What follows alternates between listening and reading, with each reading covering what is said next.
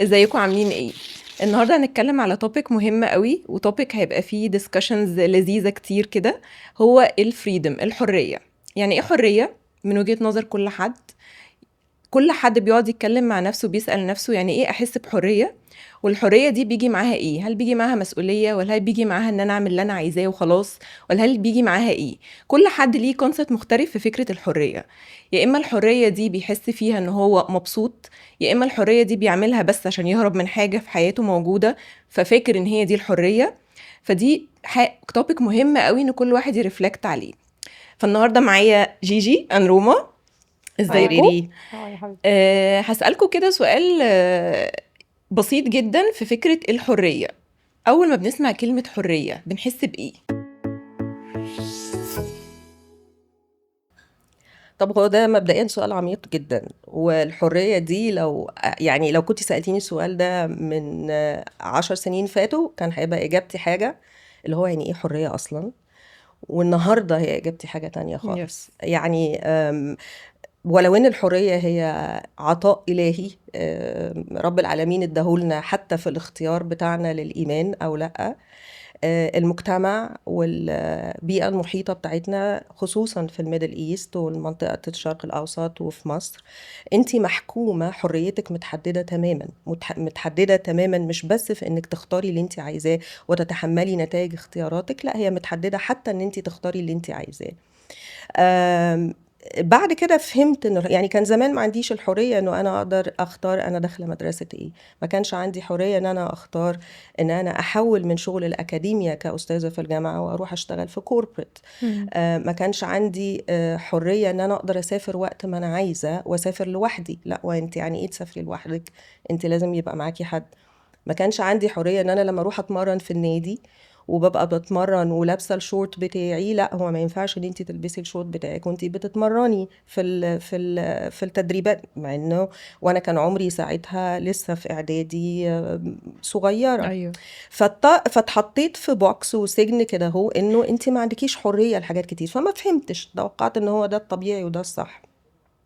لما دخلت بقى في المرحلة بتاعت الترانسفورميشن والحاجات اللي الواحد اتعلمها من 10 سنين فاتوا، أول سؤال سألته لي المنتور بتاعتي freedom from ولا to، لما عرفت إن واحد حاجة من القيم بتاعتي الفاليوز is freedom، فبقول لها freedom. اكتشفت ان انا لما بحب بسافر، حريتي ليه بحب السفر قوي، وليه كنت بحط ان انا ممكن ادخل في خناقة عشان الموضوع ده. اما قعدت افكر هو انا ليه بعمل كده، لقيت انها عشان حريتي، عشان انا ببقى حرة وانا مسافرة، حرة اكل ايه، هعمل ايه، هتمشى فين.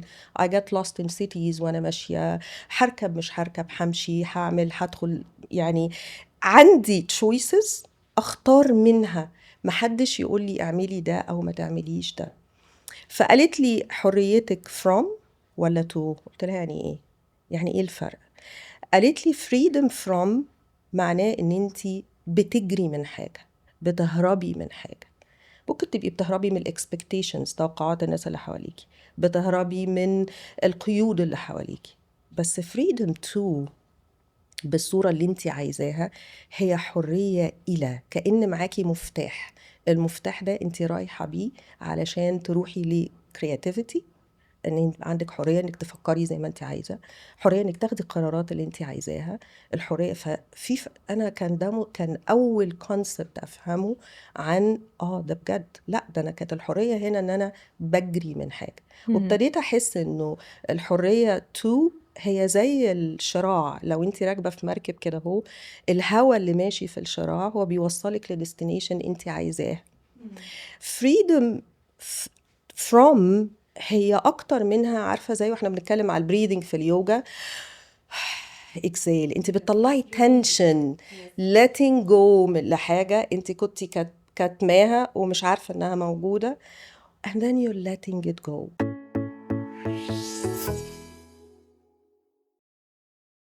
هو اول حاجه لو هتكلم عن الحريه بالنسبه لي ده تريجر. آه يعني هو تريجر فعلا.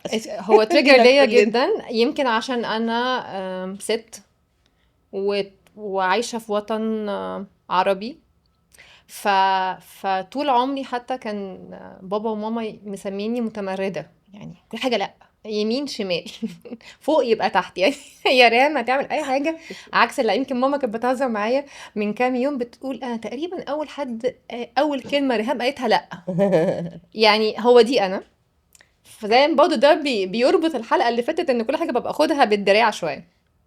فانا فكره الحريه عندي مقدسه جدا. يعني موضوع السفر اللي قلتيه جي ده كان بالنسبه لي بيحسسني ان انا همشي في الشارع مرتاحه، محدش هيقول لي كلمه بايخه، انا بعمل اللي انا عايزاه، مفيش حد هيحكم عليا شكلي لبسي طريقتي، انا ماشيه بحريه تامه. ف يعني لما انت قلتي كده قلت لان دايما محمود جوزي يقول لي هو ايه موضوع السفر ايوه مالك كلهم يا حبيبتي، بحسسها ان احنا كلهم مكبله ليه في البيت عادي على كلهم مش بتخرجي طايقانا عادي. ولا ايه؟ مش قلت له لا، طايقانا. انا بحس ان مفيش هناك الرولز متكسره، التابو اللي احنا ده بنبقى حقيقي. ماشيين بيه ده مش موجود. فدي لو هتقولي لي ده العادي. بس لو سالتيني بقى ديب داون الفتره اللي انا فيها قوي دي، انا كان شاغلني فتره يعني من سنه ونص كده، جات لي حاله من تشكك. هو ايه الصح؟ هو مين ربنا؟ هو ربنا جايبني هنا اعمل ايه؟ طب ايه الصح ايه الغلط؟ ايه فكرة الحلال والحرام؟ ايه فكرة الفقه او الشريعة؟ فقبل رمضان مش بتاع ده اللي قبليه كان عندي حالة الشك دي، فقلت اهدي. و...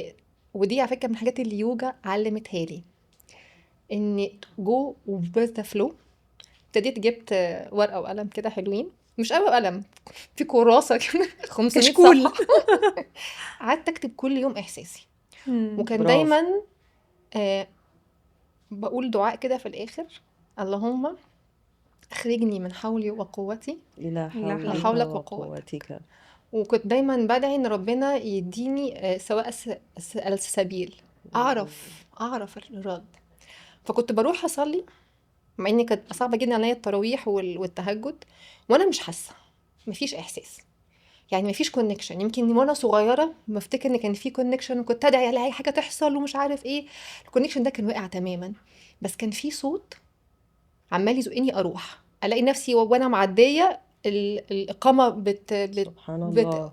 وقف، الاقي مكان اركن فيه. عارفين بقى اللي هو ايه؟ سبحان الله بيشدك. يب هو مش بيشدك، انت باعت لك تايهه بيشدك. وانت بتساليني فانا هوديكي. فقعدت كل رمضان انا بصلي مفيش اي spiritual connection، بس انا حاسه ان دي حاجه بتشد ليها.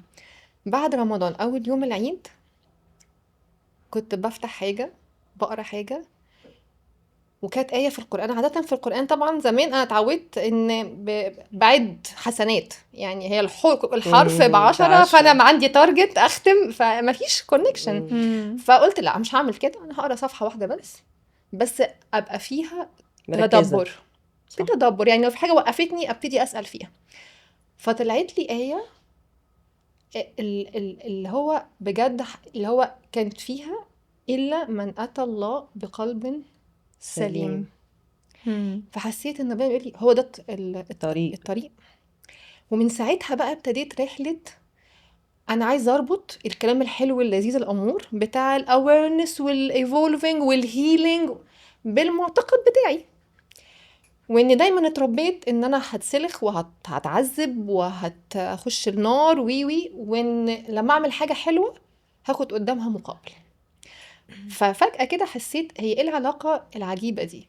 يعني هو ربنا جايبني اتعذب وابقى خايفه؟ هل انا بعبده عشان انا خايفه، ولا انا بعبده علشان انا مستنيه حاجه؟ انا اهو صليت وعملت الزكاه والصلاه ومش بكذب، هخش بقى الجنه. كاني علاقه هات وخد. لا دي علاقه بشريه تماما. انا بعمل كده على فكره مع ولادي ومع اصحابي ومع جوزي، هات وخد. فانا اديت، انا مستنيه ياخد، حسيت لا فين الاستمتاع؟ لحد ما سبحان الله بقى قرايه ورا قرايه، ربنا فتح لي كورسات كتب. فمن الكتب اللي يعني معديه عليا هي حاجات ليها علاقه بالامام ابي حامد الغزالي، ابن عطاء الله السكندري، الناس اللي هي الصوفيه. بدأت اقرا شويه ان انا كنتش حاسه بحريه بسبب القيود الفكرية ان ازاي احب ربنا. انت لما تحبي ربنا وتعبديه ليكي شكل وليكي طريقة وليكي حاجة معينة. لا، على فكرة هي كل الحاجات الموجودة اللي احنا بنسميها فقه وشرع مش ده الهدف، هي سبيل ووسيلة لمعرفة الله. فالهدف بتاعي اتغير. انا هعمل ده، انا هصلي وهصوم وهعمل كل ده لان دي التولز اللي ممكن تساعدني، بس ايه السبيل؟ هو ربنا. حسيت بكمية سلاسل كانت مطوقة رقبتي، انا مش لاقيه لها اي وصف تاني. ما ده بيقول ان احساس الحرية ده بيبقى احساس جوه الواحد، هو طبعا موجود. انت احساس ممكن جوه سجنك. الواحد. هو اللي موجود. قصدي اقوله يعني انا بالنسبه لي الفكره كانت ان ساعات ممكن حواليكي يبقوا مدينك الحريه، بس في حاجات جواكي هي اللي عامله الليميتيشنز دي، ولو غيرتي الحاجات دي هتلاقي ريسبونسز بتاعت الناس اللي حواليكي وتصرفات الناس اللي حواليكي اختلفت. positive بصي، ونيجاتيف and you have to be prepared. بالظبط كده. بس هي مش الناس اللي بتديك الحرية. ده اللي انا بقوله، ان هي من جوانا هي مش بتبتدي من الناس. عندك. يعني ما تستنيش ان اللي قدام، مم. حتى لو في كلتشر وحتى لو في مجتمع وحتى لو في اسبيكتس كتيره قوي، بس انت من جواكي انت عارفه انت عايزه ايه، انت عارفه عايزه توصلي لايه، عندك حريه الاختيار. وطالما مقتنع انك عندك حريه الاختيار دي، هتختاري اللي انت عايزاه بغض النظر ايه الردود الافعال. هحكي لكم حته شويه ليها علاقه بقصه الحريه دي معايا ريليتد لليوجا. ان اليوجا طلعت بقى اللي جوه، زي ما احنا بنقول حريه من ايه، ابتدت تطلع اللي جوه. فابتدت في بروسيسنج حصل للحاجات اللي مكبوته اللي كاتمه الحريه بتاعتي، وخلتني كمان افهم حاجه، افهم ان لما انا هعمل البوز او هعمل الحركه او هتنفس بشكل معين او هبقى مايندفول ان انا مركزه قوي في البريزنت مومنت بتاعتي، ان انا قاعده عامله كده، فانا مش منتظره اي حاجه، فانا نفسي. فلما ببقى نفسي ببقى على طبيعتي، فلما ببقى على طبيعتي ما بقاش منتظره رد فعل اللي قدامي عامل ازاي. الحاجه صغيره قوي ودقيقه قوي بتفرق في الاحساس. on the physical level اليوجا جسمنا ازاي بيتحرك في التنفس وفي ان انت تبقي بتعملي الحاجه وانت مركزه، بيقلل هرمون الكورتيزول اللي هو بتاع الاسترس، فبيخليكي تعرفي تفكري صح، دماغك تتحرك بشكل مختلف، الفوكس بتاعك بيبقى مختلف، الميموري بتاعتك بتبقى مختلفه، الوظائف الادراكيه بتبقى مختلفه، بتبقى اقوى بكتير من ده. فلقيت ده يمكن كان واي بالنسبه لي انا، خلاني اعرف افكر بشكل مختلف، دماغي اتغيرت بشكل مختلف. وده بيخلي ان حرية ان انا اعمل اللي انا عايزاه ده بتاعتي انا internal. اكتشفت فكري يتغير في حتة انا دلوقتي مش ببص اللي قدامي هيعمل ايه، انا ببص اكتر انا حاسة ان انا عايزة اعمل ايه. ما انتش رد فعل، ما انتش رد فعل مش رد لحد. فعل.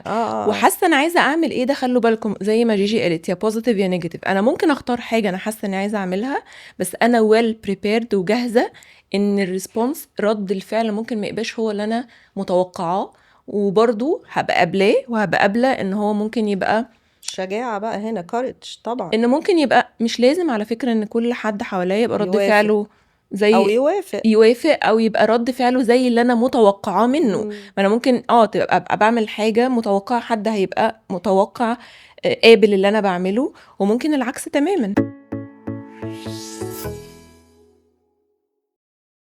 وانه الناس النهارده بتيجي تقرر في الزمن اللي احنا فيه ده دلوقتي، هي بتقرر انه انا حريتي فين، لان خلاص ابتدت العقول وخصوصا الشباب الصغير كله دلوقتي بيبص على لا هو انا عايز ايه، مش مهم اكس هيقول ايه، مش مهم الاطار ايه، لا هو انا عايز ايه. على فكره ده اللي ابتدوا ابتدينا يرفضوا. نربي ولادنا بيه، يعني ده اللي ابتدينا نربي ولادنا بيه.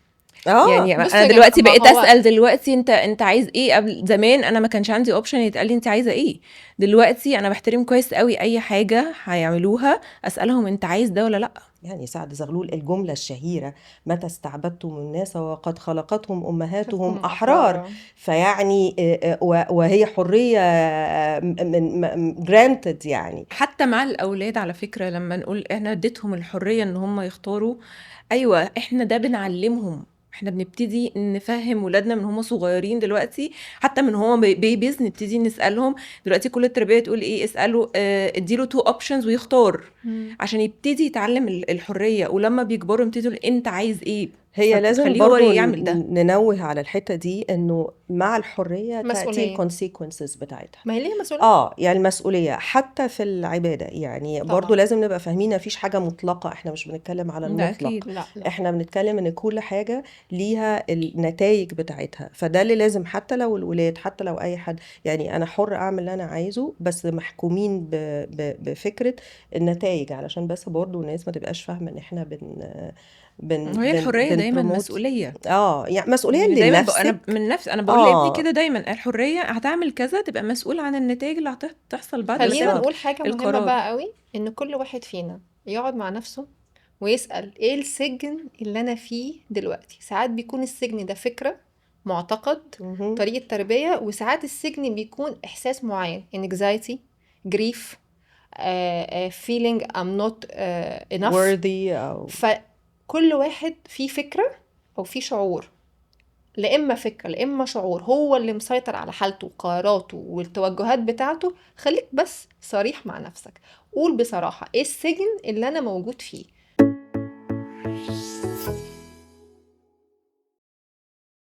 لما اعرف انا مين ان شاء الله باذن الله، واعرف احتياجاتي ايه وايه اللي مناسبني وايه اللي مش مناسبني، هعرف السجن ايا كان هو شكله ايه، والناس اللي حطاني في السجن او انا سامحه لهم ان هم يحطوني في السجن. وبعدين هقول والله انا عندي 1 2 3 ده سجن، سواء بقى السجن انا اللي اخترته بمزاجي عقليا او فكريا فرض عليا او فرض، او انا افتكرت ان هو ده الاونلي اوبشن وخلاص. بس خلينا نقول لما اعرف انا مين، دي هي رحله برضو ستيل، هي طبعا مش انا حاجه بتكلم ان انا I'm going مش through، event. مش ايفنت، انا عماله بعرف وبتسأل وبعرف انا حريتي ايه. على فكره انت ممكن ترجعي تقولي لا مش هو ده. انا ما كنتش، مش هو ده اللي انا عايزاه، على مش هي دي فكره حريتي على اصلا. فكره انا لما كنت بقولك، لما كنت بقول على موضوع السفر، انا فاكره ان هي دي الحريه، ان انا عندي مسؤوليه، انا عندي ولاد، او جوزي نفسه بيشتغل عنده شغل، هو خلاص هو محطوط يا حبيبي في البوكس بتاع انا هسافر هجيب فلوس، العيال لازم تخش مدارس، لازم أأمنهم، لازم اعملهم، هو في البوكس. كل واحد فينا حاطط نفسه في بوكس، بابايا، اخويا، اختي.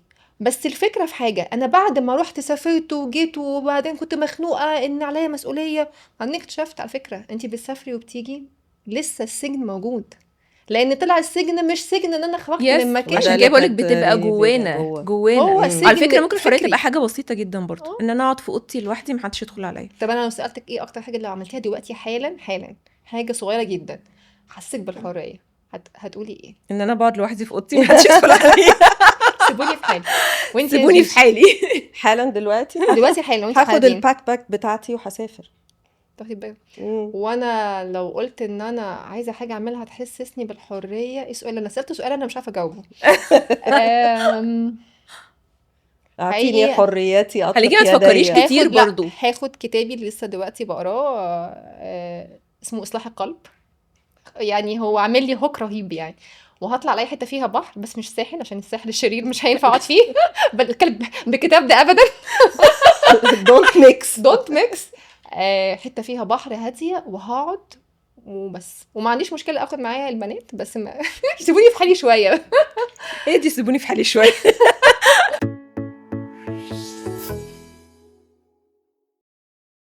حر تعمل اللي انت عايزه، بس الحرية برضو من غير ما نأذي اللي حوالينا، بالظبط. لأنه هنا هيبقى بنسميها ركلس، حرية فوضوية لو كل حد عمل حاجة اللي هو عايزها. عشان كده بنلاقي إنه المجتمعات برضو محتاجة تحط إطار ونظام وسيستم للجمع. إنما أنت حر في بيتك، أنت حر فيما تملك، أنت حر تحب مين وتكره مين، أنت حر تنهي علاقات شكلها إيه، أنت حر تسيب شغلك وقت ما أنت عايز. إنما يوم ما يكون التشويسز، نتائج الاختيار والحرية هيمباكت أو هيكون له تأثير على آخرين، هنا أنت مش حر، هنا مش هينفع. في حاجه هنا لا، هيبقى فيها ومسؤولية برضو دي ليها آه أبعاد أخرى. يعني مسؤولية إن لازم أنا السيركمستانسز اللي جاية بعد الحرية دي أنا هقبلها، يعني مش ليميتيشن ولا حاجة ولا قيود، بس أنا هعمل الحاجة، فأنا اللي هيحصل النتيجة اللي هتحصل بعد ما هو القرار اللي أنا خدته، لو طلع كويس أو وحش أنا قبله، أنا قبله موافق عليه، وعارف إن أنا اللي خدت القرار ده وإن كان ممكن يحصل ده. لكن غير كده هبقى ما ينفعش، في حاجه هيبقى كمان حرية هقولها في ليه؟ الحتتين دولت، ان ساعات بعمل حاجه تحت مسمى الحريه بس هو بيضايق ناس، اوكي، بس انا عايزه اكمل في اللي انا بعمله. وده كان بيحصل معايا سواء مع بناتي او سواء مع جوزي. هتكلم عن السايكل الصغيره يعني. فانا مش هغير اللي انا هعمله خلاص. انا عارفه ان انا ده حاجه مريحاني. بس زمان من 10 سنين هو انا كده اللي هو البت سوكا انا كده. بس دلوقتي على فكره بقيت اروح اقول بصوا انا حاسه بكذا، ماما محتاجه حاجه الفلانيه، محتاجه اعيش التجربه بالشكل الفلاني. بقيت اكسبلين ماي سيلف برحمه، اني افهمهم. مش لازم يفهموا، مش لازم يستوعبوا، بس على الاقل اديت من وقتي ومن مجهودي. هم يستحقوا ان يسمعوا تفسير هي ليه ماما اخدت شكل معين او بتعمل حاجه معينه بالشكل ده. فساعات بيبقى فيه حر، وفي ناس بتزعل لان ده فكرها، هو شايفين ان دي حاجه ليهم مش مناسبه، بس انا شايفه انها ليا حاجه مناسبه. ففي الاخر هم يستاهلوا مني ان يسمعوا مني تفسير انا ليه عملت ده. هو برضو مهم ان الناس تبقى، ان احنا كلنا نبقى فاهمين ان احنا مش اسطمبة واحدة. ده اللي احنا بنقوله، ان احنا من انا. ما برضو الحرية مفهومها مختلف من شخص للتاني، ما هياش طبعا يونيفرسال، ما هياش حاجة ستاندرد تعرف. يعني اكتب في الورقة ما هو الحرية. الحرية ليك انت او ليكي انتي، بتمثلك. مفهومها ايه. انما برضو بالظبط. فكرة ان احنا ان كل الناس على اسطمبة واحدة، والاختلافات جاية من هنا. لانه وده سؤال مهم، هي الحرية بالنسبة لي ايه؟ لو انا النهاردة حر، ما عنديش اي حد يجي مسؤوليات. يقول لي اعمل ايه او ما تعملش ايه. خلينا ايه اللي نخلي ده المفروض بقى اعمله؟ الاكسرسايز بتاع الحلقة النهاردة. لو بالظبط. لو سألناكوا ايه الحرية بالنسبة لكم، ايه اللي من اول ما تصحوا من النوم كده تفتحوا عينيكوا وتقولوا انا عايز اعمل اللي انا عايزه، هيبقى ايه؟ وتحاولوا تكتبوا الحاجات دي، وهنرجع نريفيزت الحاجات دي ونشوف الحاجات دي بالنسبة لهم هتبقى ازاي، هيطبقوها ازاي، هيكوميونيكيتوا مع الناس اللي حواليهم بيها. هل دي جاية من جوه ولا انا بفكر شوية قبل ما اقول انا عايز اعمل كذا؟ ونرفلكت على ده مع بعض. ميرسي جيجي، ميرسي روما، شيريري. ثانك يو سو ماتش. ثانك يو. اشوفكم الحلقة الجاية.